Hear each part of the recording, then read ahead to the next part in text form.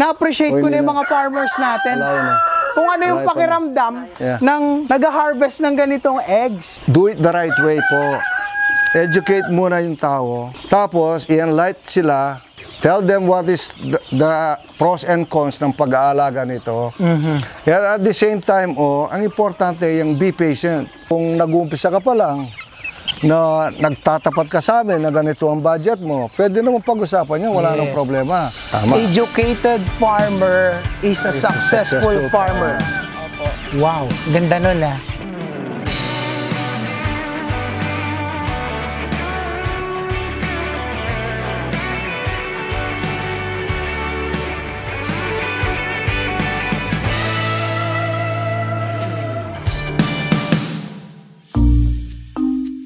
Alright, tuloy-tuloy pa rin po yung pag-harvest natin. Ayan, no? Ang kaibahan dito, no? Hindi nanunuka yung, yung manok. Pero kapag native, ang kinuhanan mo ng itlog, sigurado yung kamay mo, puro tuka na yan. Ayan. Pero, but sir, ang dami dun sa isang basket. So, kahit sino pwede mag-lay dito. Kasi ganun yan, Mr. Ang mga manok kasi, kapag puno yan, kapag puno yan, parang tao rin pumipila, first come, first serve. May kanya-kanyang schedule. May kanya-kanyang schedule. Pero usually, anong oras po sila nag-ano dito? Twice a day, di ba? Twice a day. Twice a day. Ayan, no? Midday at saka early afternoon. May dalawa, mainit-init pa. Yeah. So talagang akala nila, lilimliman nila, Ayun. Ito nga, Yeah. Sorry. Hindi, magano yan. Yan. Ang dami na guys. Meron pa. Marami pa. Doon, sa inuwanan mo, meron pa. Tignan mo. Saan ito? Sige. Yeah. Ayun. So, ganun po ba yung pag-harvest na dito? Kaya... Ayun, no? Gusto mo nang magbigay din ng itlog? Ang dami. So, first come, first serve po pala sila dito, no? So, hindi ko na nabilang kung ilan ito. Kaya mo na, mamaya natin bilangin. So, titignan natin. Ito, good for 1 day lang po ba ito? O pang 2 days na to? No, 1 day lang. Every day. Ngayong araw lang po yun na ito? Every day. Mamaya meron pa niyan. Okay. Yeah. So, parang ito, parang may na siya. Watch out for tubig. Ayun. Ang dami. Tingnan natin kung meron pa. Wala na. Meron pa dito, sa likuran mo. Watch your feet. Yeah. Asan? Yung brown, sa brown. Ayun. Watch your back. Alright. Yung likod mo, yung ulo mo. Ang saya pala mag-harvest, guys. Ngayon na-appreciate ko na yung mga farmers natin. Kung ano yung pakiramdam ng nag-harvest ng ganitong eggs, di ba? Sarap Mainit-init pa. Mainit-init pa. Ayun, meron pa dito, last. Baka wala pa yan. Alam ko meron na. Ayan. Meron na, ayan. Wala na ba? Alright. Okay, finally guys, Thank you. Good job, Mr. Hart. Pwede ka na. Sa totoo lang, kaya lang hindi kita pwedeng i-hire. We cannot afford you. Ayan, diba? We will establish our own. Very good. In other way, right? Yes. Okay, thank you. Ako'y natutuwa guys, no? Napagod man akong yumuko-yuko, pero yung pakiramdam guys, it's a natural feeling of fulfillment and happiness dahil yung pinaghirapan mo, di ba? Yung inaalaga mong mga anak mo, ng mga manok, di ba? Yeah. Tapos ngayon may produce sila. Pag i-harvest mo, iba yung pakiramdam. Yeah, ganun lang yan. So, put it sa tao yan, ang anak mo, from day one, if you take care of them, you nurture them, you educate them, anong ibibigay sa'yo? Good citizenry, tapos, love, di ba? Love, care, di ba? Ganun din. Kung anong binigay mo sa kanila, yun ang bibigay sa'yo. Yes. Kung pangit o anong binigay mo sa kanila, bastos din ang ilalap sa'yo. Ang kagandahan dito, Mr. I'm only speaking for ourselves. Yes, sir. I guarantee our viewers there na si Mary, itong practice namin, sabi ko sa kanya, just straightforward to people, ethical, work ethics ang importante. Be honest. Kasi sa amin po, hindi kagad-kagad kikita, hindi yung kagad-kagad kikita. Sinong ayaw kumita ng pera, di ba? Yes. Do it the right way po. Educate muna yung tao.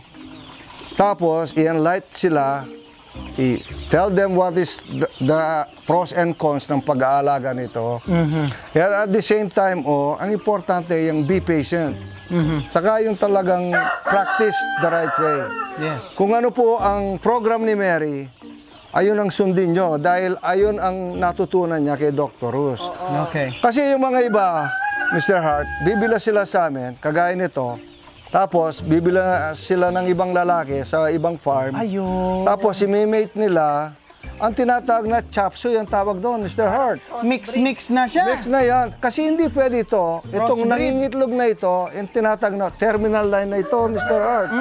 Hindi mo na pwedeng i-crossbreed kahit kanino lang yun. Talagang ang purpose ng mga ito, mangitlog lang. Okay.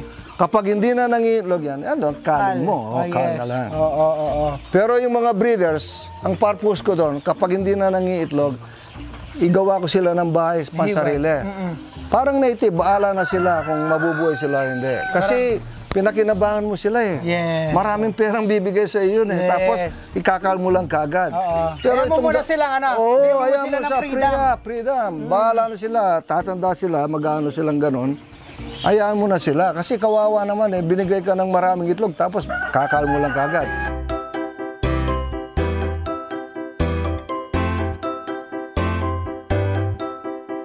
Ilang buwan na ito or ilang months na itong mga itong mga nangingitlog mo dito? Bali, nasa na po yan. 10 months na. Mag-1 year po kasi yan sa... Ilang months ba or years mo sila mapapakinabangan sa pagganitong setup?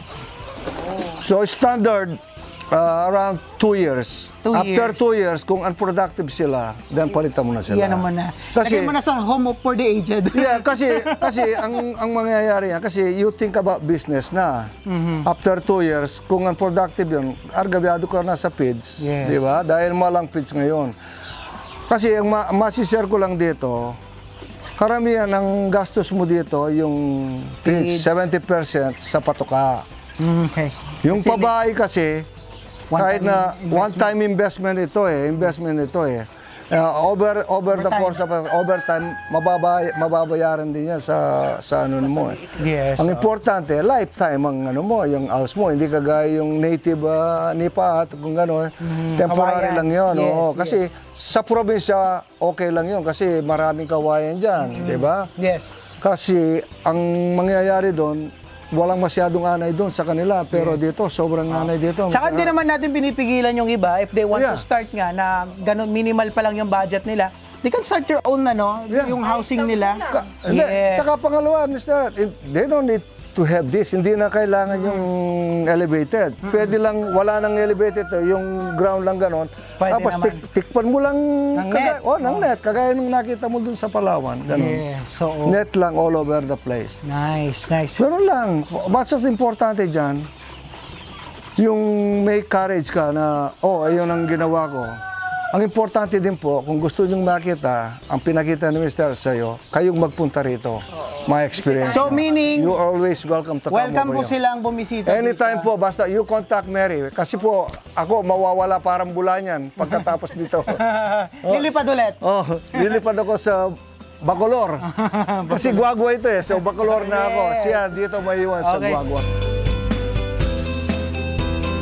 So anytime they can visit. But i-message nyo po si Ma'am Message mo, Mary. mag-appointment kayo sa kanya. Yung contact number niya, yung FB page po niya, ilalagay po natin sa description ng ating video so that you can check, you can message Ma'am Mary para makapag-visit po kayo dito sa kanilang farm, ma-schedule. Kumbaga, syempre may time din na wala po kayo, diba? Yeah. Pero daily naman, pinapasyalan niyo po ito, talagang sinusupervise. Or may other kasama pa kayo dito? Actually, Opo. may kasama po ako yung kapatid ko. Kung minsan meron po akong pinupuntahan. Siya yung nagpapakain. Siya po yung nagpupunta dito. Speaking of pakain, sir, anong oras kayo nagpapakain dito? Ideal. Bali, umaga at saka Anong oras po yan, ma'am? Pag morning, 7 o'clock. parang tao din, no? Pag kahapon, 4 or 5. so parang 2 times lang po kayo nagpapakain. So good for daily na yun. Constant. Tapos sa water, everyday kayo nagpapalit. Bali, Okay. twice din po yung pagpapalit namin ng tubig sa umaga at saka sa hapon. Okay. So pag ganito, ayan, medyo may na rin po ito. Papalitan na mamaya. No? How about yung init dito? Okay lang. Ay, no. You cannot feel pala yung init kasi malamig. Open. Pero may tilon. May tolda. Okay. Para kapag medyo malumigmig, na-adjust. Binababa po. Ayun. Ito, ganito yan, Mr. Hart. Nakikita mo yung posisyon ng bahay, east and west. Kompleto. Diba? All around. Oo. Kasi ayun ang main purpose. Lahat ng manukan dapat east and west. Kasi yung angin, pumapasok dito, lalabas doon. True and true. Kapag tag-init doon, init doon, lalabas dito. Nice. Ganun ang flow niyan. Ngayon, ang telon na ito, ang purpose nito, pag umulan, Yan, may bagyo, bababa. protektado lahat yung ano mo. Yung, Hindi maulanan. Hindi maulanan. Tsaka maluwang yung Oo, space. maluwang. Anong square meters ito, ma'am? Idea, sir? Itong housing po ninyo? 20 by 20 yata. Yeah, 20 by 20, so 400 square meters. 400 square meters, 20 by 20. Ang height nun nito mula sa ground, parang isang tao mga 7 siguro feet. mga, less than that, siguro mga 6.5 feet. So para at least kapag nag-maintain ka rin, naglinis ka rin, Hindi na untog ang hindi ulo. nauntog yung naglilinis. So fertilizer din ito. Yes. Organ. Sampagita. Ayun. Yeah, Rizal, ang ginagawa nila, Mr. Hart, kapag, just makikita mo naman kung kailan kinakailangan. Tsaka di ba? walang amoy, walang langaw. Wala. As in. Ayun nga. Nice. Okay. So this time naman, nalaman natin paano sila mag-alaga, nakapag-harvest tayo, at kung ano yung mga inalaga nila dito, may breeder sila, may RTL sila. This time, yung na-produce naman nila ng mga chicks, yung mga sisiw, ang titingnan natin, yung mga week old, 2 weeks old, and month, kung ano naman mayroon. Yes, yes. So titingnan natin sa baba, ang dami guys. Ali kayo.